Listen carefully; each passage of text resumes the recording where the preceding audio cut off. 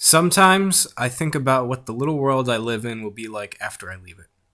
It's not a death wish, it's a legitimate question.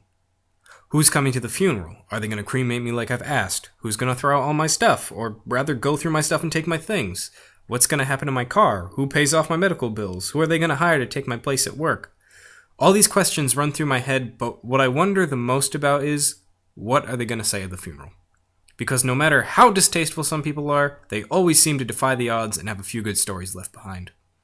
That, and very few people are going to get up behind a podium and say, "Oh yeah, George was a real piece of shit. Never paid people back when he borrowed from them, drank too much, always ended up making a mess, never had a kind word for anybody, etc. ad infinitum." Why can't we be honest about people's weaknesses? When I head into work, I deal with some unpleasant people, and if they get on my nerves enough, I have no problem really laying into them and telling them why they suck. Of all the rules for being polite to follow, why do people choose to pick ones that say we can't be honest with people and tell them that they're being awful? Why couldn't please and thank you be higher on the list of things that people should do rather than avoid personal remarks? I have a relatively groundless theory based on my own personal observations, but a theory nonetheless. It's because people don't like to tell the truth.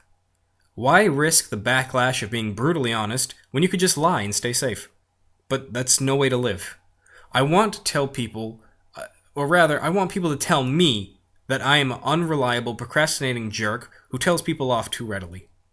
These are things I suspect about myself, and having validation would only motivate me to change them rather than go into denial. A lot of people, when critiqued once or twice, I've noticed, will default into denial, then promptly seek validation.